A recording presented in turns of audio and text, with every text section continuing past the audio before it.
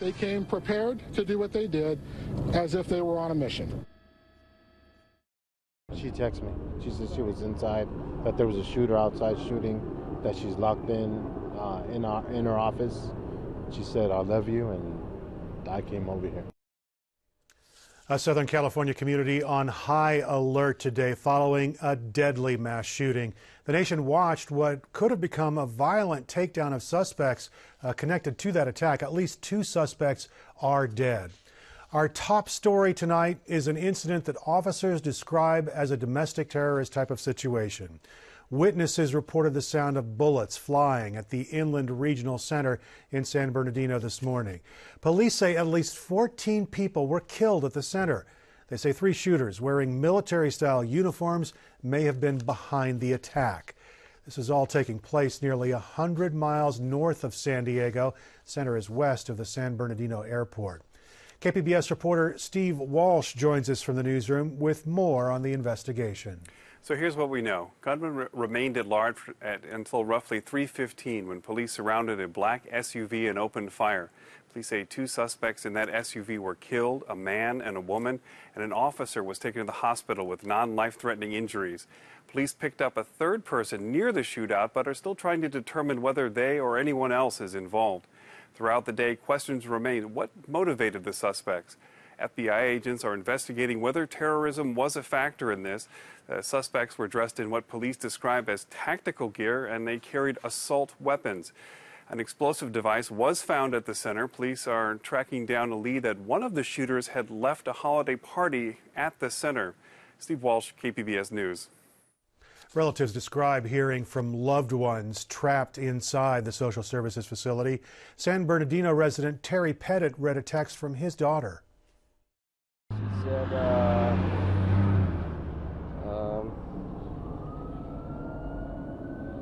shooting at my work, people shot, in the office waiting for cops. But she's okay. Pray for us. I am locked in an office. That's it. Difficult moments for families and friends. Relatives rushed to the scene after they got calls from loved ones who were there. San Diego and Imperial counties have 5 regional centers similar to the one that was targeted by gunmen in San Bernardino. KPBS reporter Megan Burke says staff closed their doors today as a precaution, and they'll stay closed tomorrow. The centers connect individuals with intellectual disabilities, cerebral palsy, epilepsy, and autism to services and care. San Diego Regional Center Executive Director Carlos Flores says he asked staff to lock their doors as soon as he heard about the shooting in San Bernardino. He says police then helped evacuate his facilities as a precaution. Flores says his staff often shares cases and resources with the San Bernardino Center.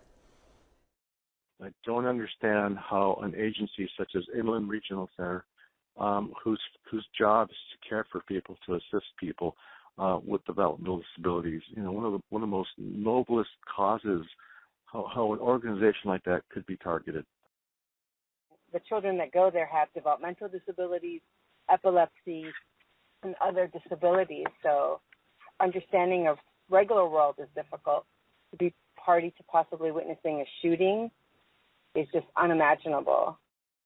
Rafif Samo, who you just heard from, has a son with autism and a daughter with speech delays who both go to appointments at the local center. Flores says his management team will meet Thursday to reassess security measures at their facilities. All but public waiting rooms require keycard access. Meanwhile, the San Diego Blood Bank is urging locals to donate blood to help victims of the shooting in San Bernardino. Megan Burks, KPBS News. President Barack Obama was briefed about the shooting, and in an interview today with CBS News, he repeated his call for stricter gun laws. The one thing we do know is that we have a pattern now of mass shootings in this country that has no parallel anywhere else in the world. The president says the U.S. should never think that mass shootings are a part of normal life. San Diego Congressman Scott Peters is challenging House Republicans to take action. Tonight on Twitter, he posted a list of recent mass shootings, and he called on House Speaker Paul Ryan to let Congress do something to bring background checks to the floor. KPBS's coverage of the mass shootings in San Bernardino continue on KPBS radio and online at kpbs.org. In other news, the head of the NFL says it may be too late for San Diego to put together a viable plan to keep the Chargers.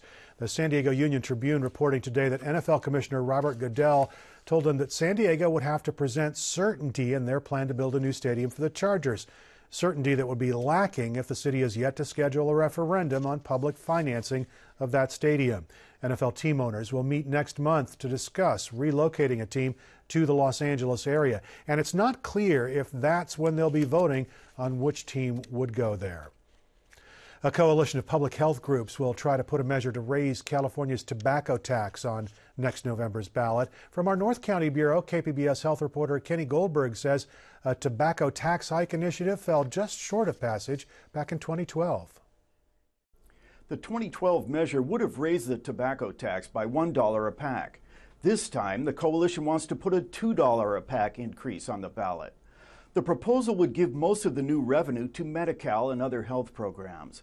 The American Lung Association's Deborah Kelly says California's current tax is a paltry 87 cents a pack. It's really a disgrace to see that California's tobacco tax, which was once the highest in the nation and which was doing so much good for the state of California, is now only 33rd highest. Supporters say raising the cost of cigarettes is the most effective way to reduce smoking. Tobacco companies and other opponents spent nearly $47 million to defeat the 2012 ballot measure. Kenny Goldberg, KPBS News. San Diego's street improvements would get dedicated funding under a plan that was unveiled today. That plan would devote future sales tax revenues and pension savings to fix roads and other deteriorating infrastructure. City Council President Sherry Leitner says it's a better solution than just raising state sales taxes.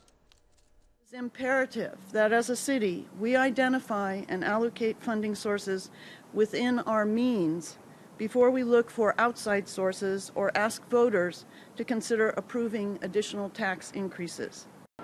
The plan would go to the ballot in June if it's approved by the City Council. Amitha Sharma, meanwhile, has more on the price tag to fix all those bad streets and the plan to pay for it all. It is no secret that San Diego has a backlog of repairs for broken streets, potholes, and cracked sidewalks. The price tag on those fixes could be as high as $5 billion. The city has long struggled to find the money, but Councilman Mark Kersey thinks he may have found 3 sources of funding, and he wants to put his idea to a public vote. He joins me now. Councilman Kersey, thanks for coming on the program. Thanks for having me. Where would the money for the infrastructure repairs come from under your plan? Well, what we're doing is going to send to the voters in June a charter amendment that would provide a dedicated revenue stream specifically for infrastructure. We've never had this before, and had this been done 30 years ago, we wouldn't be in the infrastructure crisis we are today. And so what we're going to do is set up a mechanism by which we are securing future growth out of the city's general fund. Primarily from sales tax as well as pension savings. As our pension payments start to decline, we're going to reap a good amount of savings, and we're going to be able to invest that money back into our neighborhoods. Okay, and let's talk about pension savings. When do you expect those pension savings to start up? Well, based on the current actuarial tables, we're expecting in about 11 to 12 years, we're going to have a pretty good drop-off in the amount that comes out of the city's general fund, which is kind of our day-to-day operating fund.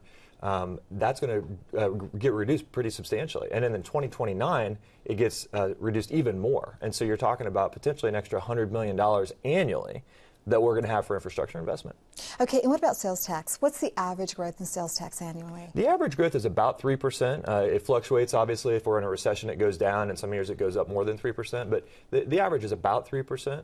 And so when you set a baseline year, which is what we're going to do, and then you allow it to grow the baseline just a little bit to allow for other things to get their funding, we're going to capture that increment, that amount in between, just the natural growth in the economy as San Diegans spend more and there's just more things to for them to buy. So it's not a tax increase per se. It's really just capturing the growth that's already going to be there. Now, you had toyed with the idea of a bond measure. Why is this idea better?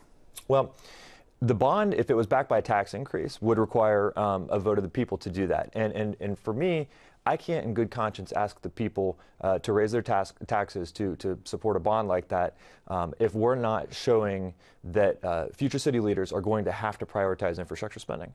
The current council and mayor are committed to infrastructure, but previous ones have not been, and we don't know that future ones will be either.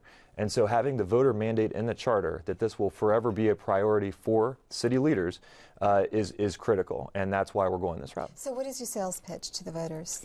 The sales pitch is we need the voters to give City Hall a mandate that infrastructure spending will forever be a priority for the way the city spends taxpayer dollars. And this is the way we're going to secure it. This is something that, frankly, should have been done a long time ago. And if this passes, which I expect it will, voters will never again have to worry that city politicians won't be cognizant of the needs of infrastructure. The Chamber of Commerce calls this a solid option. Councilman Todd Gloria worries that it may be ballot box budgeting. What's your response? Well, in an ideal world, you wouldn't have to do this, right? In an ideal world, city leaders would do the right thing. They'd prioritize public safety and infrastructure, which are the two biggest things the city does and is responsible for that nobody else does for us, and you wouldn't have this problem. The issue is that over the years, what's shown is that city leaders have not prioritized infrastructure, and that's why we're in the crisis that we are today. So I agree with him in theory this shouldn't be necessary, but in practice, it's shown that city leaders just haven't prioritized infrastructure the way that they should. Do you expect opposition from the city's employee unions who might say, look, we think some of this extra money should go toward employee raises? I don't think so. We've had discussions already. We've outreach to a lot of different folks around town, including some of the labor folks. And I think that if we craft this the right way, you're going to see that some of them are actually going to be supportive of it, or at the least neutral. And when you look at the people actually doing the work, a lot of those folks are city employees, right? So, if you're talking about engineers or project managers or facilities maintenance guys or pothole crews, I mean, these are city employees, and so this is money that's going to be dedicated to those folks having long-term work, which is good. We need that work done. Does this proposal prioritize infrastructure spending over police and fire or other community needs like rec centers or libraries? It does not. I mean, the thing about infrastructure is that it touches almost every facet of the city. So we've heard from our police officers that they really would like to see the police stations refurbished because a lot of them are in pretty bad shape. We've heard from our firefighters that we need to build more fire stations in underserved parts of town, and we know that. So I think what you're going to see is groups like that are going to be supportive of the concept of this because it's going to get them the facilities that our police and firefighters need. We're going to close it there. Councilman, thanks so much for joining us. Thanks for having me. San Diego Stuff the Bus food drive pulled away from the curb today. Metropolitan Transit System buses are going to be carrying donated items to 23,000 families in need. Local Girl Scouts welcomed the first donations earlier today, along with the San Diego Food Bank.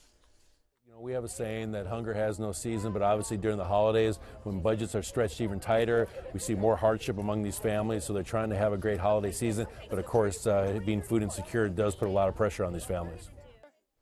The local food bank serves about 400,000 people each month through San Diego County. To find out where the buses will stop throughout the week and how you can contribute, go to sandiegofoodbank.org.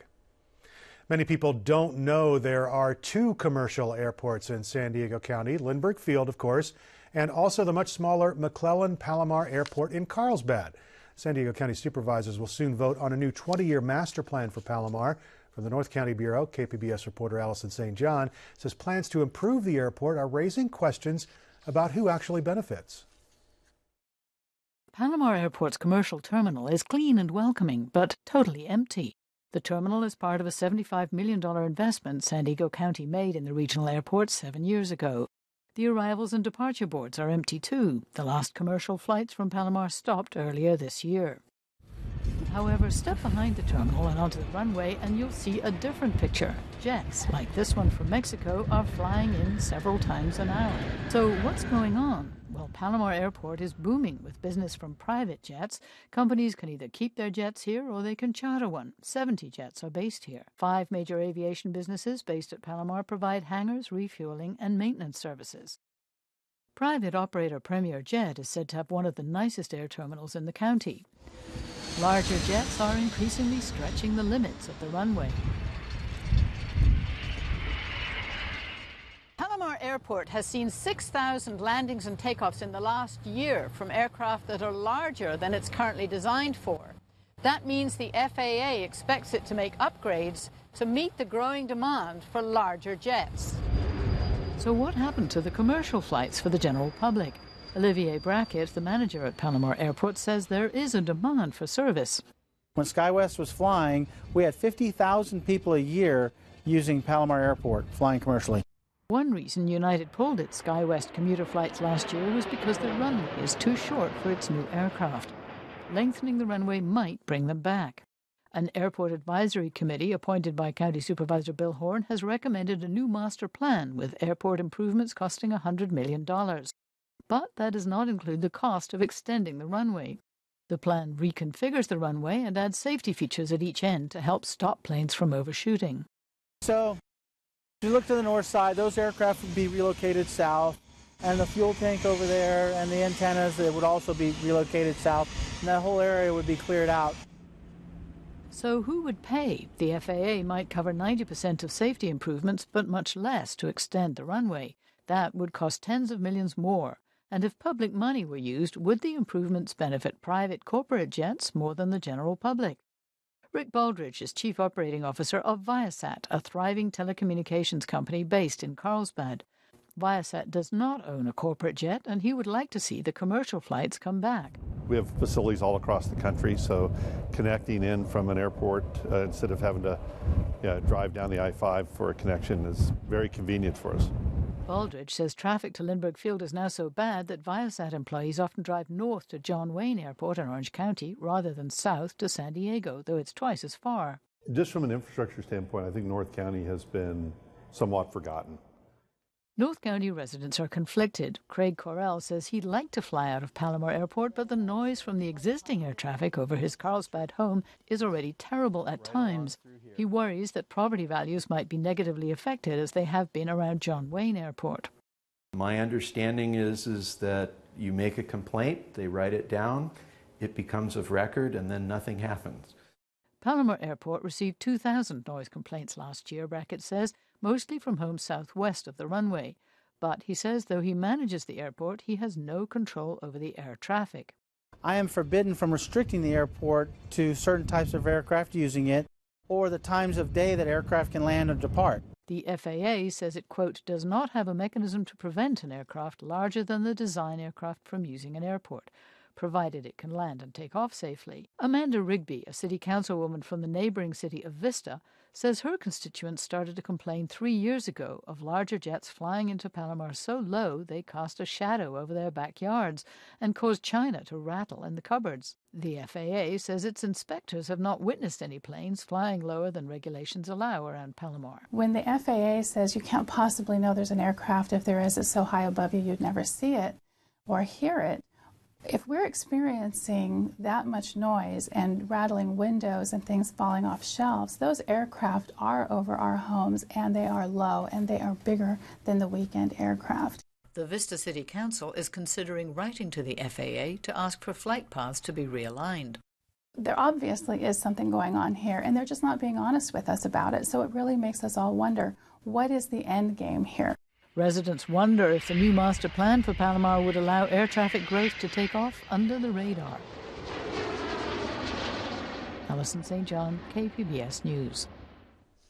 Freelance video journalist Beverly Woodworth contributed to that story. San Diego County supervisors are likely to consider the new master plan for the Palomar Airport on December 16th.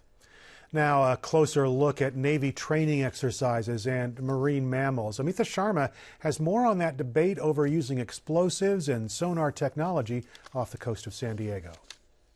The Navy is in the process of gathering public input on the environmental impact of its training on marine mammals. The Navy agreed to limit the use of sonar and underwater explosives in a settlement with environmentalists 3 months ago. Joining me now are Alex Stone, Environmental Planning Program Manager of the U.S. Pacific Fleet, and Wayne Perryman, Program Leader for the Southwest Fisheries Science Center. Alex, let's start with you. What exactly is sonar training? Sonar training is the Navy using sound to try and detect objects in the water, like a submarine, for instance. Okay. Wayne, The waters off the coast of San Diego are home to humpbacks, grays, blue whales, and dolphins. What effect does the use of sonar and underwater explosives have on these marine mammals? Well, we know for certain that that the sound from these sonars affects the behavior of animals. Certainly animals in some environments that are on feeding grounds may be displaced, may move off temporarily because of the sound. If animals are very, very close to the sound source, it can result in mortality. So there can be significant impacts from sonar exercises, and you're right, it's a crowded ocean out there. There are a lot of animals near shore off California. Alex, earlier this year, the Navy reached a settlement with environmentalists in which it agreed to limit the use of sonar and underwater explosives. Is there a time frame on that limitation? Yes, there is. The settlement that the Navy entered into will expire with the expiration of our current permits from the National Marine Fisheries Service in December of 2018. And will the Navy unilaterally agree to extend those limits for the next training period? It's something that the current EIS that we have just begun the process will study. We will study the settlement agreement restrictions in the EIS, but we haven't made any decision about the future of those restrictions. Wayne, earlier this year, a federal judge said the National Marine Fisheries Service had violated environmental laws when it said the Navy's training would have a negligible impact on marine mammals. What do you think of that characterization? Well, I think that the Navy is doing a lot to reduce impacts on marine mammals. I think the nature of their work means they're going to impact some animals, and I don't know there's anything we can do about that. What we're trying to do is, using some spatial modeling, tell them chunks of ocean where they can safely operate and their impacts on mammals will be minimal. So that's the active route we're taking right now in dealing with the Navy and the need for them to do exercises. So are there any other ways in which the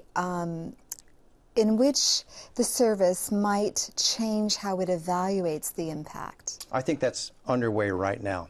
Not only are we looking at the requests the military's made to extend their permit, but we have a lot of ongoing research programs where we're looking at animals that live in areas where we know there's going to be testing. AUTEC is a good example in the Bahamas, where they do the submarine commander's course.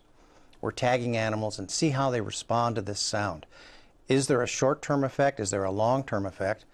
And how is it affecting these animals individually? Is it affecting their health? Is it affecting their reproduction? So we're trying to learn more about what these impacts are and the duration of the impacts. The Navy had its first meeting last night in gathering public input about its training. What are people telling the Navy? I think the concerns that we're hearing are similar to those in the past, that they'd like us to consider different mitigation measures, and there's just a lot of basic information about what we do, where we do it, and why the Navy trains. And we do appreciate that it is a complex topic. So I think at this stage, a lot of people are just trying to learn more about the process, and we welcome people's input on what the environmental impact statement should look at more closely. What was turnout like, and how much weight does the public's input carry? The public's input carries a great deal of weight, and it's not just limited to the people that attended the hearing last night. We're also accepting scoping comments through January 12th, and there's a lot of information on our website, hsttteis.com, and we carefully consider all of the scoping comments, and then after the scoping period closes, then we develop a draft environmental impact statement that is also released to the public, and we respond to comments on the draft environmental impact statement as well. Okay, so the public comment session continues into January, and when that draft environmental impact statement comes out, when does it come out actually? It comes out next summer. Yeah, next summer. Okay. Alex, Wayne, thanks so much for coming on the program. Thank you. Thank you. Of course, the kids were freezing this morning when I was taking them to school, but more warm weather is on tap for San Diego. Going to be a mix of sun and clouds by the beaches. High temperatures in the 70s and 60s. Typical overnight lows, though, for San Diego. It'll be cool. 70s and 60s in the inland valleys as well. And if you look out to the mountains, a little bit cooler. 60s and 50s, overnights near the 40s. and 70s out in the desert areas. Recapping our top story, here's the latest on the mass shooting in San Bernardino today. 14 people were killed, at least 17 injured in a shooting outside the Inland Regional Center. It's a service center for the developmentally disabled. Hours later, 2 suspects, a man and a woman, were killed in a shootout with police. A third person was taken into custody. But police say they're not sure whether that person is connected to the shooting. The motive remains unknown. The FBI says workplace violence is one possibility. Terrorism is another possibility. PBS NewsHour will have more on the shooting coming up at 7 o'clock. We'll follow this developing story online at kpbs.org, and we'll have an update tomorrow on Morning Edition. That's on KPBS Radio. You can find tonight's stories on our website, kpbs.org/evening edition. Thank you very much for joining us. We'll be back here again tomorrow night. Have a great evening.